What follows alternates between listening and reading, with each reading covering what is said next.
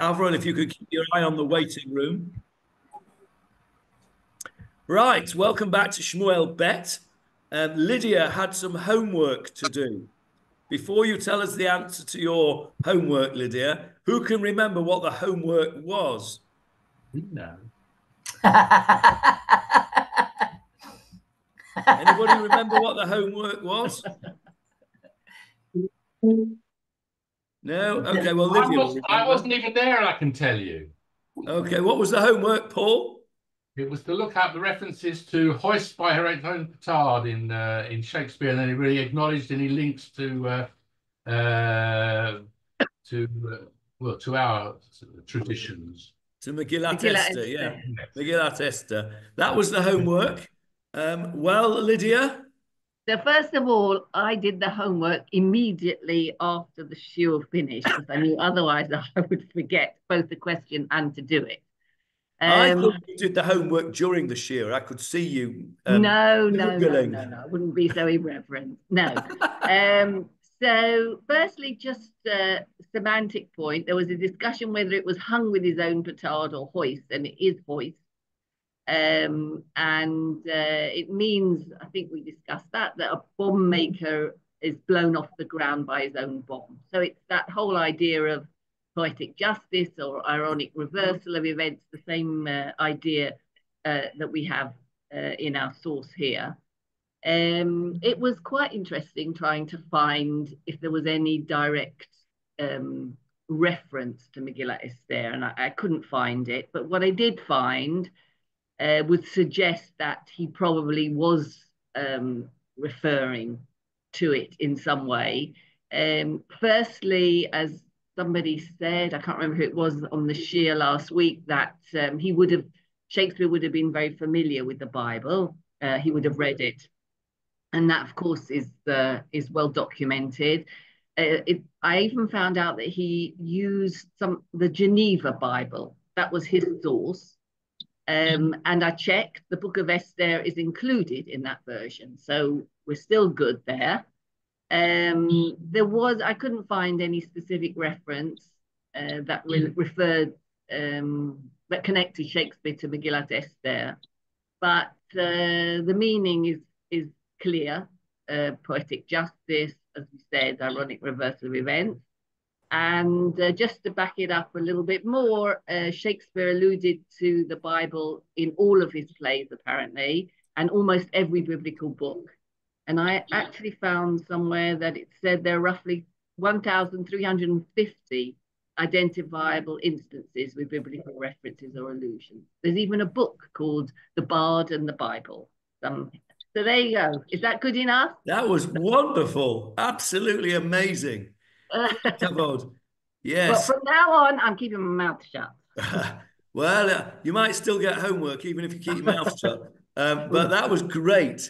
Thank you so much. Fascinating. I wish I'd known that when I was at school. I might have enjoyed Shakespeare a little bit more than I did. I absolutely hated it. But ironically, I hated all of the English literature type of things we had to do. And now, if I did it all now, I would absolutely love it because the analysis of language and the analysis of literature, which is what we're basically doing in this shiur, is something which I've come to love very, very much. The fact that it took us 4.5 years to do Shmuel Aleph is testament to how carefully we look at the literature. So this is one of the examples of how youth and schooling is wasted on the young, because I was by no means a diligent student on these things. But if I was all to go back to school again now, I would absolutely love it, which is one of the reasons, by the way, that I did an A-level when I was 50. I did Jewish Studies A-level when I was 50 because the boys were doing it. And I thought, well, why not? I'll have a go as well. And I sat there in my Manchester Grammar cap in the Jewish Grammar exam hall, embarrassing my children tremendously. And I did an A-level at 50. And I wish I'd had the maturity when I was at school to enjoy that. And if I'd have known that about Shakespeare, I might have paid a bit more attention to Macbeth, which was the play that we did. And I didn't really enjoy it. But there you go. Thank you for that, Lydia. That was absolutely brilliant. Really fascinating. Jeffrey, what have you got to say? Oh, well, I just want to go back to Shakespeare. He got his schooling from the clergy, and at the time of him going to school, there was a British Queen, Elizabeth I, on the throne, and maybe he looked to the Bible to see whether he could find references of a queen in the there, and obviously Esther stands out. So there is, I think, there's most definitely a link there. I'm sure you're right. And what did you say, Lydia? How many references in Shakespeare? 1,000? 350. Amazing. Amazing. Okay. I won't give you the homework to find them all, but No, that would be an interesting thing. I think I'm going to trying to get hold of a copy of that book, The Bard and the Bible. It sounds absolutely fascinating. Although I guess a lot of it will be the New Testament as well, which I'm not yes. particularly interested in. But by the way, a fellow Jerusalem Post columnist of yours, Pam Peled, I don't know if you know her or you've ever met her. She Not met her. lives I in know her though. Kfar. So she's an expert on the Bible, on Shakespeare. She teaches it. And I did ask her too, but she didn't know of any specific reference. So wow, brilliant, amazing, amazing, amazing what you can find out when you learn Shmuel Bet. Let's have a look where we're up to. Let me see if I can share the screen. I'm on my laptop, you'll understand, up here in the north. It might look the same to you, but it isn't the same to me. So, because I normally have two screens and I can see them both. I'm only going to be able to see one screen here now. So I won't be able to see, I don't think, your hands up. So if you want to jump in, you'll have to sort of speak up, because I'm not sure I'm going to be able to see you all once I share this screen. I'll tell you in a sec. There it is. Well, yes, I can see you actually. I can see you a bit on the side, so it should be okay. Let's try. Anyway, this is where we got to. We are in chapter 1, and we spent quite a lot of time last week on the beginning of David's lament for Shaul and Jonathan. Just to put ourselves back into context here, Shaul and Jonathan have fallen in battle as predicted by the witch. The Amalekite lad has come and told David and has told him that he actually was the one that killed Shaul. Remember, we had the idea of Shaul falling on his sword. David puts to death the Amalekite for killing the slain, for killing the Lord's anointed. And now we come to David's lamentation over Shaul. And what we did last week was basically Pasuk 18, which was an introduction to the lament. And we spoke about teaching the sons of Judah the bow. We found various references to show us that Binyamin was the tribe of archers, the Binyamin being the tribe of Shaul. Yehuda, the tribe of Yehuda, which was David's tribe, were skilled at fighting with spears as opposed to bows. We also went into this part of the Pasuk. Behold, it is written in the book of the just, Sefer HaYashar. We found three opinions on which book it was. One said it was Bereshit, one said it was Dvarim, and one said it was Shoftim. And I forgot to tell you right at the end of there, because we ran out of time, that the Ralbag, a 14th century French commentator, he is of the opinion, and I have to say I agree with his opinion, it makes more sense to me, that this Sefer HaYashar is not Bereshit, Dvarim, or Shoftim. It is a separate book altogether, which we have lost, which we don't know what it is and where it is. And I think that's more likely to be the case, because it's mentioned, the Sefer Yashar is mentioned in various places. And I thought that the three the three attempts at trying to identify it, which was in the Gemara of Avodah Zarah, if you remember. I thought they were all a bit schwach, to be honest. And I think the Ralbag is probably right. It probably was a book, a separate book where all these things were recorded, and we no longer have it.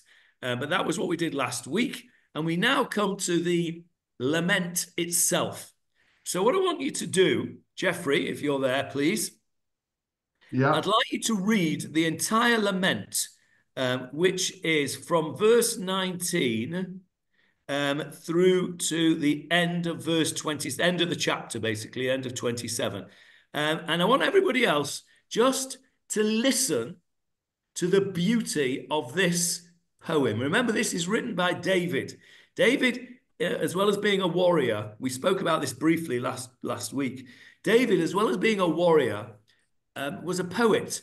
In fact, if anything, we remember David for his poetry more than, or at least as much as, for his battles and his victories in battle. Because, of course, we have Sefer Tehillim, which is mostly written by David, and beautiful poetry. This is not in Sefer Tehillim, but it could be easily just lifted out of Tehillim. It's the most beautiful eulogy and lament for Shaul. And to start with, I just want everyone to listen to the beauty of the language translated into English, and then we'll look at it. We'll look at each part of it in detail. But I want, first of all, just to hear the beauty of it. Jeffrey, off you go. Verse 19 to the end. O precious one of Israel, upon your heights lie the slain. How have the mighty fallen? Do not tell it in Gath. Do not spread the tidings in the streets of Ashkelon. Lest the Philistine girls rejoice, lest the daughters of the uncircumcised jubilate. O mountains of Gilboa, let neither dew nor rain be upon you, nor fields of bounty. For rejected there was the shield of the mighty ones, the shield of Shaul, as if unanointed with oil. From the blood of the slave, from the fat of the mighty, the bow of Jonathan would not recoil. The sword of Saul would not return empty. Saul and Jonathan, beloved and pleasant in their lives, and in their death not parted. They were swifter than eagles, stronger than lions. O daughters of Israel, weep over Saul, who would clothe you in scarlet with finery, who would place golden jewelry upon your clothing. How have the mighty fallen in the midst of the battle? Jonathan, slain upon your heights. I am distressed over you, my brother Jonathan. You were so pleasant to me. Your love was more wondrous to me than the love of women. How have the mighty fallen, and the weapons of war gone to waste? I don't know about you, but that really hits to the core of my being. It almost brings tears to the eyes when you think of David lamenting over his friend Jonathan and his king Shaul. Of course, Shaul was his enemy. Shaul. No, that's not true. David was Shaul's enemy in Shaul's mind. David had never considered Shaul as his enemy, only ever considered him as his king, as his master, and demonstrated that throughout his life. And now he's just been told that both Jonathan and Shaul have fallen, and this is the lament that comes out of his mouth. I'm sure you'll agree with me that this is the most beautiful eulogy and really very, very powerful. So I want to just look at it now in some very great detail. One of the things that the methods of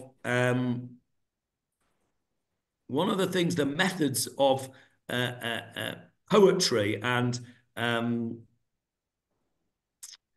the way that the Tanakh is built is repeated very, very many times in Tanakh, and that is a chiastic structure. Do you know what I mean by a chiastic structure? Okay, I'm going to explain it to you for those that don't. A chiasm, first of all, let me ask this question. Those who know what a chiasm is, do you know what the plural of chiasm is? Who knows? Chiesa. Again? Chiesa. No, it's not chiasa. I only learned this morning. That's why I'm asking you. I didn't know. The plural of chiasm is chiasmus, with a US on the end. But there you go. Anyway, a chiasm is a structure of poetry, which is not necessarily poetry, but often poetry, a structure of literature, which is very common in Tanakh. It's not exclusive to Tanakh. Other literature uses it as well, but Tanakh uses it a great deal. And it is basically well, let me show you this thing that I've put together about chiasm. Tell me if you can, when I just go back and share a screen with you. Tell me if you can see this screen. Can you see that screen? Yeah. Jeffrey, can you see that screen? Yes. Okay, Johnny, right. So here Johnny, is can I say chiasm. something? Johnny, can I say something? Yes. The plural of chiasm can't be chiasmus. That's Latin. Chiasmus is singular. It would be, the plural would be chiasmi, not chiasmus. There you go. Have a look at the screen, Philip. When chiasmus, the plural form of chiasm, are studied, this is somebody who knows what they're talking about. I can't remember who it is I nicked it from. But anyway, it is apparently chiasmus. It doesn't matter. This is what a chiasm is. A sequence of elements of a sentence, verse, paragraph, chapter, or even book, which are then repeated and developed, but in reverse order. For example, they give an example here of a simple chiasm. When the going gets tough, the tough gets going. Okay? So it goes A, B, B, A. Can you see that? When the going, that's A, gets tough, B, the tough, B, gets going. So A, B, B, A. Okay? Is that clear to everybody what a simple chiasm is? Now, in the Tanakh, they use a slightly different chiasm and they put an X in the middle. So it goes A, B, and it can be A, B, C, D, E, F, G, X, and then you go backwards. So let's just stick with A, B, C. A, B, C, X, C, B, A. Okay? Over here, A, B, X, B, A. Now, the X, which is the middle part, is the core of what they're trying to teach you. A, B, C builds it up to X, the pinnacle of what you're trying to, the message you're trying to get, and then C, B, A backwards. And often they make it, here's an example from Yeshayahu, which you should recognize. I'm going to ask you where you know this from, okay? Where do you know this from? This is from Yeshayahu. And I'm just going to very quickly go through it. This is a chiasm from Yeshayahu, which is an A, B, C, D, E, X, and then E, D, C, B, A going backwards. So A, how the faithful city has become a whore. She was full of justice, righteousness lodged in her, but now murderers, your silver has become dross, your best wine mixed with water. What's he talking about here, Yeshayahu? He's talking about Yerushalayim, which has been destroyed by the Babylonians. Your princes are rebels, that's E. And now we come to X. Therefore the Lord declares, the Lord of hosts, the mighty one of Israel. Hashem is the center. I will get relief from my enemies. That's E. Okay, rebels and enemies, E and E. I will smelt away your dross with lie. Your silver has become dross there. That's D. I will restore your judges and your counselors. The equivalent there is righteousness. And okay, B. Afterwards, you shall be called the city of righteousness. B over here was the opposite. He's become a whore. Is full of justice. And A. How the faithful city. And A, the faithful city again. So you've got this this chiastic structure with X at the beginning. Okay, that's how a chiasm works. Let me take that off the screen now. So now we're going to look at the lament of David for Saul and Jonathan, and you will see this chiastic structure. And I've put it together on a different document, which I'm going to share with you now so you can see it. Let me see if I can pull that one up now. Yes, there we go. Let me share that with you.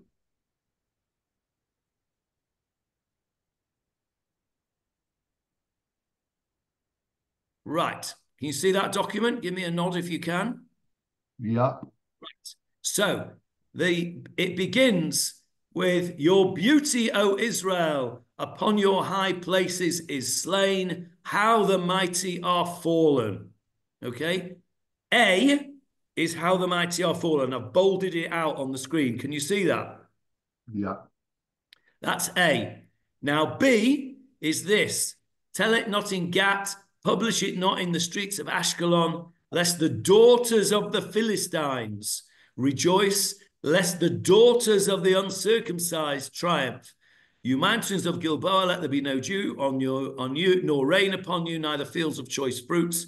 For there the shield of the mighty was vilely cast away, the seed of Shaul not anointed with oil. The B bit are the daughters, okay? Daughters of Philistine, daughters of uncircumcised. That's B. Now X, now we come to the main part of the lament.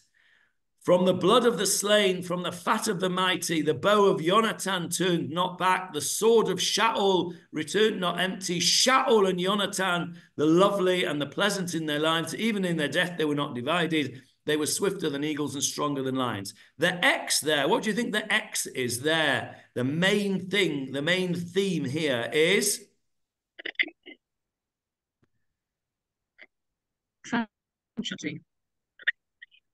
Shaul and Jonathan. Yes, exactly. The main theme is Shaul and Jonathan. It's meant, each one of them are mentioned twice in there. You've got 4 mentions there of Shaul and Jonathan. That's the center of the lament. Now we're going back to the B. What's B? You daughters of Israel. You can see the comparison there to the daughters of Philistine. They're rejoicing. The daughters of Israel are weeping. It's gone. That's the B.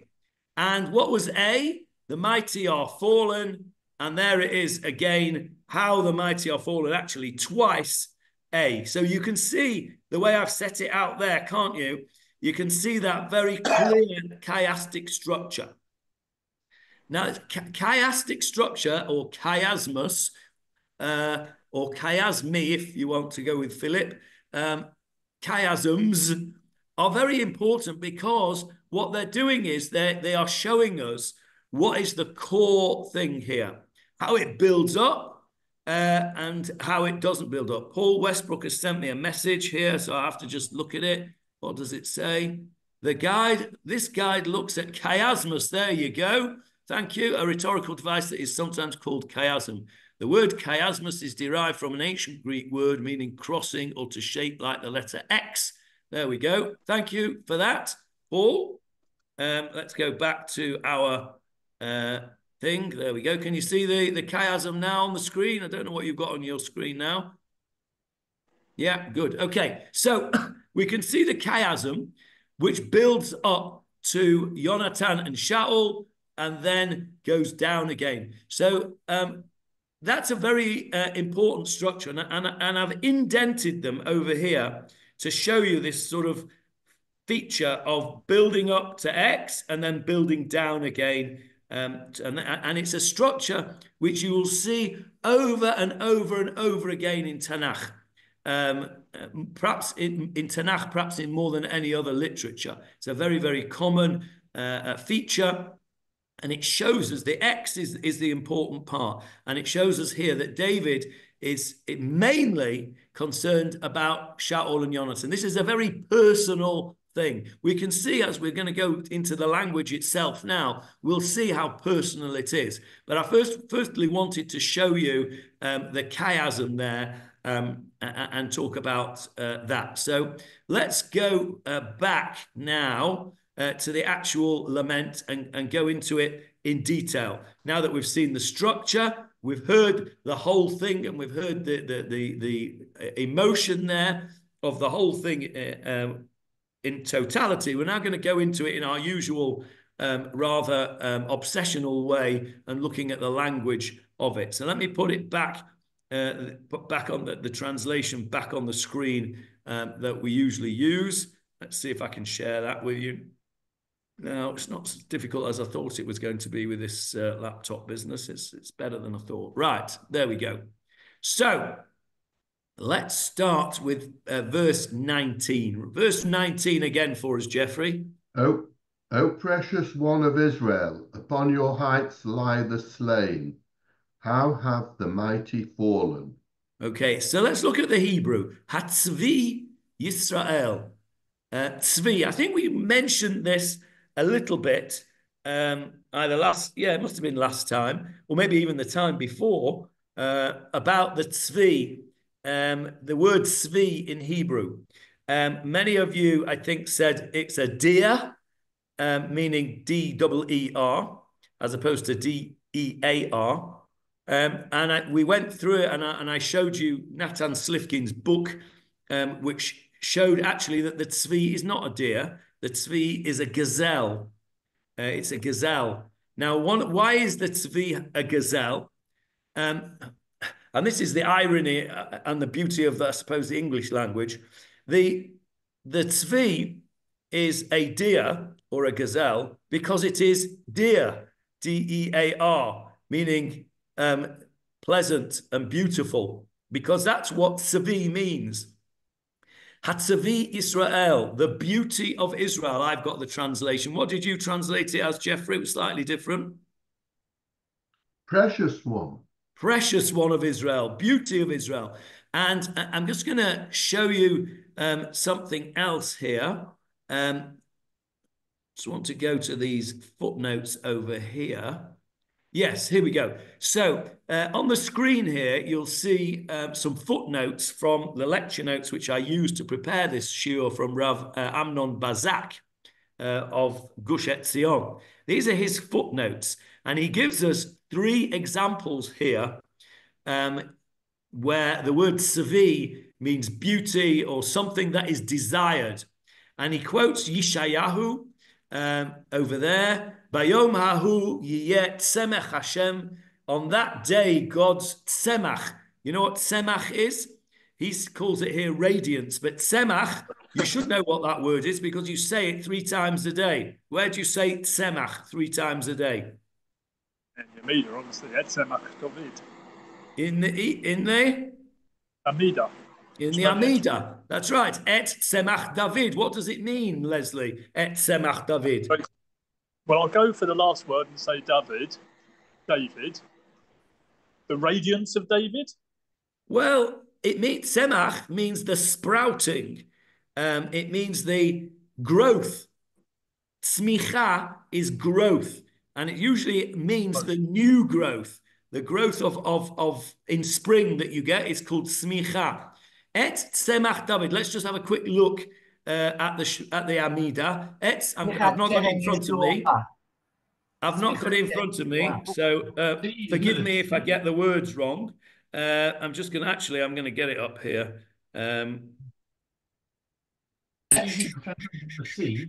Here we go. Right. Et tzemach David. I've got it on my phone. That's why I'm looking down. Et tzemach David avdecha meheira tatzmiach. The sprouting of David, your servant, meheira, quickly, tatzmiach, cause to sprout. The karno and his horn, tarum bishuatecha. Raise up with your salvation. Ki lishuatecha, because for your salvation, kivinu kol hayom. We hoped for all day. Baruch atah Hashem, blessed are you Hashem, matzmiach keren Yeshua, who causes the horn of salvation to sprout. Right, what are we talking about in that bracha? Et tzemach. In one word, what are we talking about? Anybody who's been to the tefillah shir, you should know the answer to this. One word answer. What are we talking about in that bracha of Et Tzemach David? Mashiach. Who? Mashiach. Again? Mashiach. Well done, Anita. Mashiach. Et Tzemach David. Tzemach David is talking about Mashiach. The growth, the offspring of David, the sprouting of David is Mashiach ben David. That's what Tzemach means. Okay, so here in this translation of Yeshayahu, Bayomahu yiyeh tzemech Hashem, God's radiance, he says, but it's really referring to Mashiach, the time of Mashiach. That's what Yeshayahu is talking about. Remember, what else do we have in Yeshayahu? We have the famous prophecy of Mashiach time. What's going to happen in Mashiach time according to Yeshayahu? The lamb and the lion will all lie down together and all that stuff, right? Beat your swords into plows and shields into, yeah. There will be no war no more. This is what it's talking about. So, Tzemach Hashem, the radiance of Hashem. Look at this. Litzvi ulechavod will be for beauty and glory. Okay. So, upri haaretz, and the fruit of the land, legaon. What's a gaon? Gaon? Gaon is a genius. A righteous man, a learned man. Yeah, gaon is all of those things. Righteous, genius. If you call somebody a gaon, it means he's a very clever person. He's a genius. Splendor, okay? Glory, liv pleitat Israel, to the survivors of Israel. This is talking about when we eventually come back to Eretz Yisrael. And has that not happened? Have we not got Pri Haaretz, which is Gaon Tiferet? Do we not already have in our beautiful country Tzemach Hashem? And that's why Rav Kook, what did Rav Kook call the Tkufa, the period of time that we live in, that he lived in just before the state was actually declared, but at the time of the return to Eretz Yisrael? What did he call it? And we say it every single day. Reshit, go on again. Smichat Geulatenu. Correct. Reshit, the beginning of. Smichat, same word as tzemach. Smichat Geulatenu, the beginning of the sproutings of our geula, of our redemption. Rav Kook was unique amongst his rabbis, amongst the people that where he came from in Eastern Europe via London to Eretz Yisrael. He was unique in coming out and saying, this is the beginning of the time of Mashiach. And this pasuk in Yeshayahu, which we're quoting here, is telling us very clearly what will happen in that day, by Yom Hahu, on that day. Well, this has happened. We are living in the time of Mashiach. And whether you want to say this is just the beginning of it, or whether you want to say we're right in the middle of Mashiach time, that's up to you. But there's no doubt in my mind that what Rav Kook was alluding to, we are a witness to. Yes, I don't know who that was that was speaking, but please speak up. It was me, and ironically, the Rav of our shul, we had a Chabad rabbi back in England. That was the very phrase he omitted from the prayer for the state. Well, there you go. There you go. Well, that's all I can say, Paul. That's his loss, and not to be copied. So that's that one. That's the first one of tzvi. Remember, what we're doing now is looking at the word tzvi. And then Rav Bazak quotes Yirmiyahu. An interesting quote. There it goes. It's on the screen for you. I don't know what that red bit is there. It's I must have written something on the screen there by mistake. So he says in Yirmiyahu, Va'anochi amarti, and I have said, Eich ashitech babanim, I will adopt you as my child. Ve'etein lecha eretz chemda, I will give you eretz chemda. Where do you say that word? It's Modeh Amni, isn't it? Benching. In Benching. benching. Who said in benching? I think it was Barbara. Barbara. Barbara, tell us where we say it in benching. In the second paragraph, is yes, it? Eretz Chemda Tova Orachava. Uvracha. Yes, Eretz Chemda Tova Uvracha. And we bless. What is that second blessing of benching?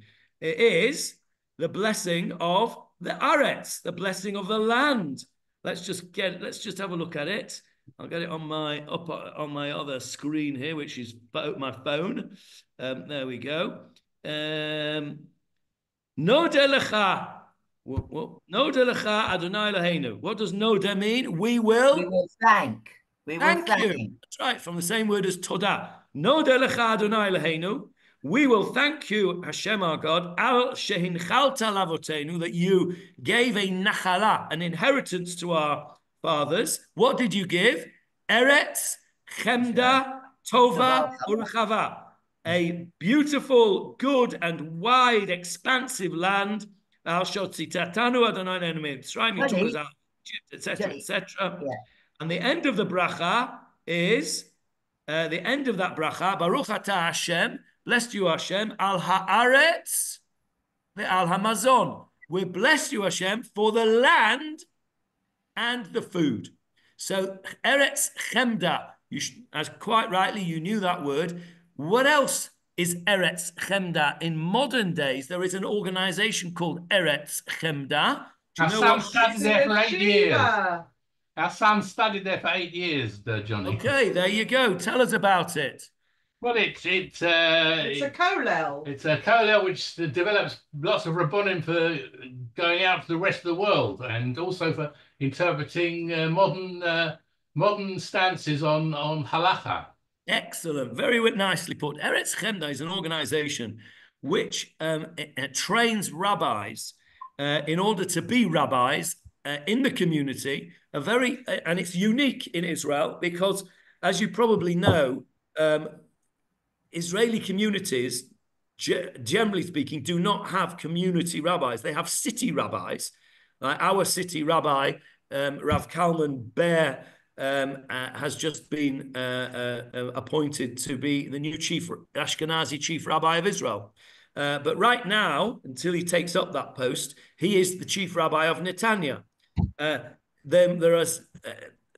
Most Israeli communities don't have what we in the diaspora are used to, which is a community rav. So Eretz Chemda is an organization which trains rabbis, not just for the diaspora, mainly for the diaspora, but also for Israeli communities. Because, of course, as more and more olim come from the diaspora, the need for community rabbis in Israel is growing. And the Eretz Chemda trains them.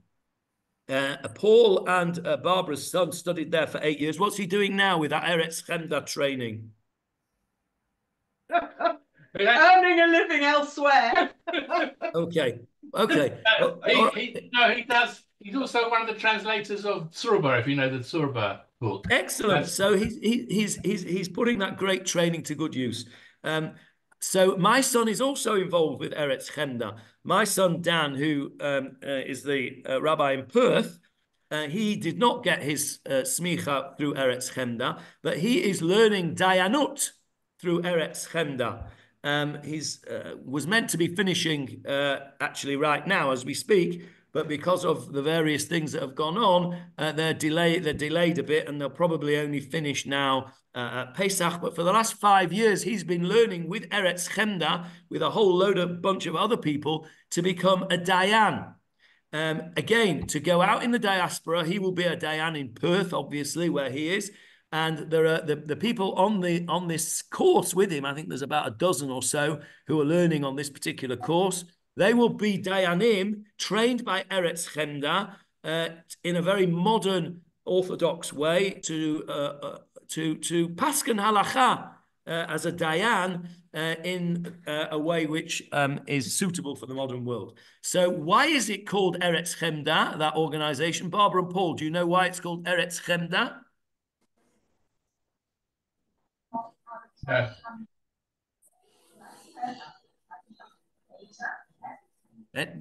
Can't hear you, That Barbara. means sweet. Chamud mean it comes from the word sweetness. Yes, chamud. Yes, that's right. It's the same root as chamud. When you see your little grandson, you call him a chamud, or your granddaughter a chamudah. So Eretz Chemda, the organization is called Eretz Chemda, because it's trying to give a beauty to the halacha in an appropriate way for the world. Anyway, that's Eretz Chemda. How did we get into that? Because this pasuk goes on to say Nachalat Tzvi, translated as the fairest heritage here. Tzvi, again, meaning beautiful. So there's another one that Rav Bazak brings. And the third one is in Yechezkel. Again, talking about the future. Yechezkel and Yeshayahu were parallel prophets, if you like. Yeshayahu was a prophet in Eretz Yisrael, prophesying the destruction of the first temple and the first galut, and then, of course, at the end, prophesying the return. Yechezkel, at the same time, was in Bavel doing the same thing. He was his parallel sort of oppo, if you like. And what's he say here? Bayomahu, using that same lashon on that day, Nasati yad lehem, I swore them, take them out of Mitzrayim, el eretz, to a land, asher tarti lahem, which I had sought out for them. What kind of land? An eretz, zavat, chalav, udvash. You're very familiar with that, right? A land flowing with milk and honey. Tzvi, he, lachol haratzot. He, she, the land is a tzvi, is the fairest of all the lands. So we have a very good proof there from Rav Bazak, 3 proofs that the word tzvi here means the most beautiful, fairest of all, a bit like what she do that, the Snow White, said who is the fairest of them all. If that was in Hebrew, it would be who is the tzvi. So why is a tzvi a gazelle? A tzvi is a gazelle because it's a beautiful animal. It's beautiful. Simple as that. Hatzvi Yisrael. So who is David referring to when he says the tzvi of Yisrael? Jonathan? Maybe the future temple? No. Somebody said Jonathan. Who said that? Me. Jeffrey. Okay, so Jeffrey said Jonathan, and he's right. Hatzavi Yisrael, oh beauty of Yisrael. Jonathan was the beauty of Israel. He was the fairest of all. And I think he's including Shaul as well. But I think that David's main his main, concentration of his mind here is Tzvi Yisrael. The Tzvi of Israel is Jonathan. And what does he say? Al bamotecha chalal. On your high places shall lie the slain. Chalal means slain. We use that word, unfortunately, today very often because we are often praying for the chalalei tzahal. Chalalei tzahal means the ones who are slain of Sahal, of the army. Chalal is somebody who's been slain. So al bamotecha, on your high places, the slain are lying. Which high places are we talking about here? The altars. Where? The altars.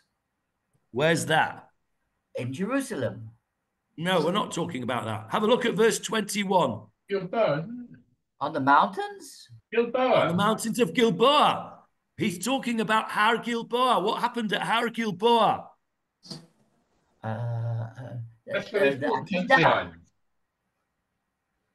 Sorry? That's where he died, on the Mount Gilboa. Yes, so that's where Jonathan and Shaul died, on Har Gilboa, which we'll come to in verse 21. On your high places, meaning Har Gilboa, lie the slain. And our translator has put a question mark here. Jeffrey, do you have a question mark?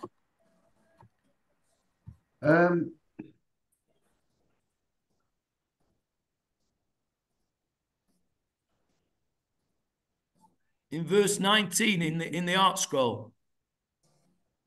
Exclamation mark. There's an exclamation mark. Exclamation mark. Exclamation mark. You can read it in two ways. You can read it in tell it not in Gat, announce it. No, it's the wrong posuk. Sorry. O beauty of Israel, on your high places shall lie the slain? Question mark. It's like almost, hey, I can't imagine such a thing. How could it be? You know, it's like, how could it be that on your high places lie the slain? That's how the screen, the Chabad translators have done it. They've put a question mark in. The exclamation mark way of saying it is, oh, how on your high places lie the slain? And it's a it's an exclamation of woe. So it's interesting that there are two ways here, because of course in Hebrew there's no exclamation mark or question mark at all here in this pasuk here. And the same go for the next bit. Eich naflu giborim, how the mighty have fallen. Again, you can read that in question mark form. Is it possible? How the mighty have fallen? Is it possible that these mighty people, Jonathan and Shaul have fallen?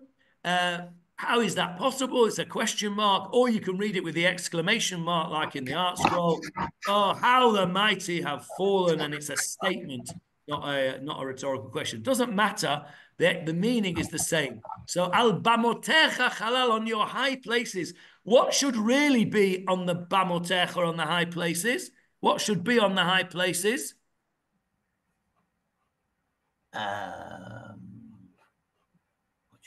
You said it earlier on, I think, Philip.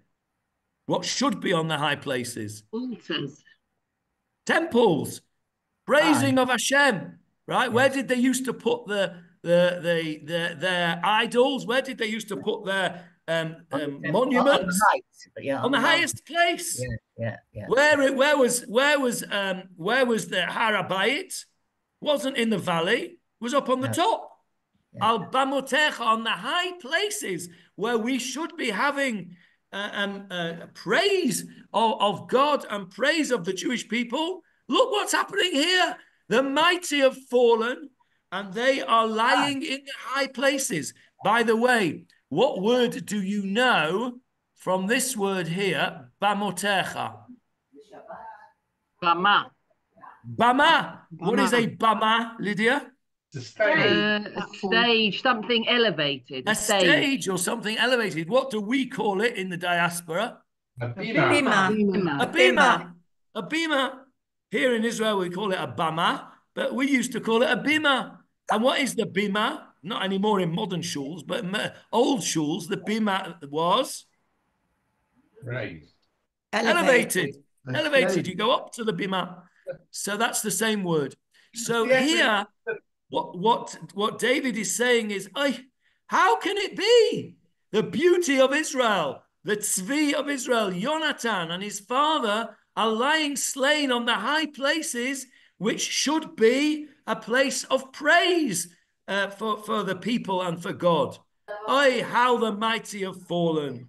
Eich naflu giborim, how the mighty have fallen. That's his entrance into this lament.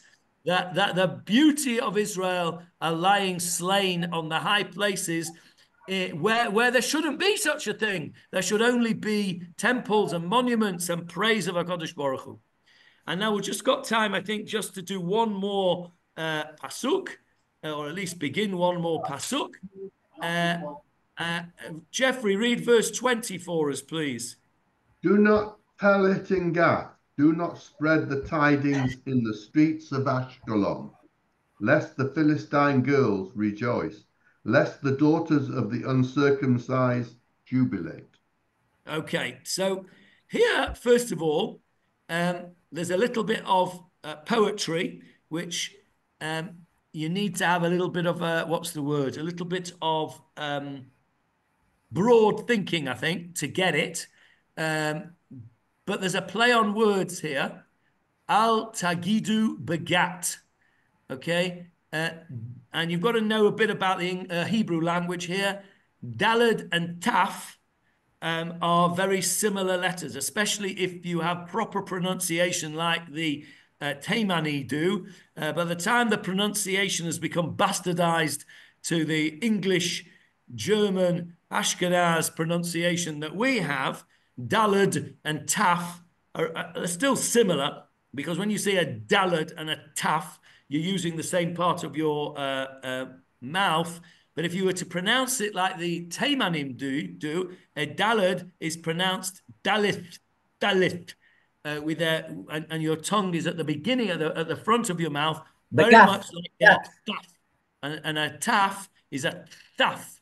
That's why we say Saf in Ashkenazi, because we don't use that part of our mouth for speaking in Western Europe. But Dalad and Taf are very similar letters. So Al Tagidu Begath. You can see if you have the Taf and the Dalad a bit interchangeable, you can see the play on words there. Al Tagidu Begat.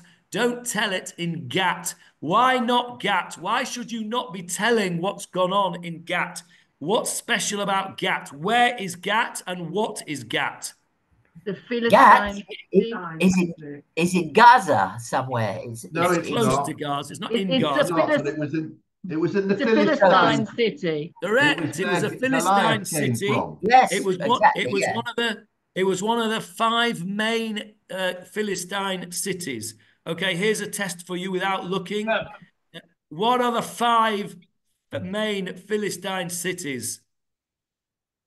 Gaza, Ashkelon, Ashdod, Ashkelon, Gat, and one more. Gat. One more. Begins with a lamed. Beersheba. No, it begins with a lamed. No. Lachish. Okay, well done. 4 out of 5, 80%. That's a pass. Well done, Johnny. But Johnny, the Philistines wouldn't have said it there, because they just killed him, and they'd be celebrating anyway. It would be well known in the streets of Gath and You're everywhere. right. You're right. But David says, no, don't tell them. I don't want them to know. This is terrible. Know. You're right. It's a tfilat shav in David's what David's saying. You're right. He's didn't Samson die in Gath? But what's interesting is listen to what's going on, and you'll see something very interesting here. I just want to show you another play on words again. Al tavasru b'chutzot Ashkelon. Okay, so the shin and the tzadi are also a bit interchangeable in pronunciation of the Taimanim. So you've got a little bit of a play on words there again. But let's look at the meaning. Don't tell it in Gat. Don't tell it in Ashkelon, another one of their cities. Why? Because the daughters of the Philistines will rejoice. Their daughters are... Now, what happens, Khalila, when there is a pigua, when there's a terrible event that goes on in Israel, when we have a terrorist attack, what happens in the streets of Gaza? They celebrate and give out sweets. They celebrate. They rejoice in the streets.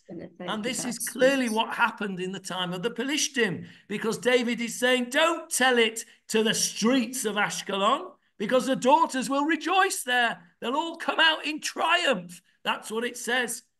We haven't got any more time. Time's up.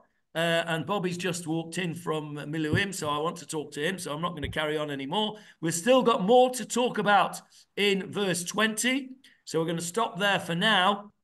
But this is something clearly which we need to go into in a bit more detail. Tell it not in Gat, announce it not in the streets of Ashkelon, unless the daughters of the Philistines rejoice, lest the daughters of the uncircumcised triumph.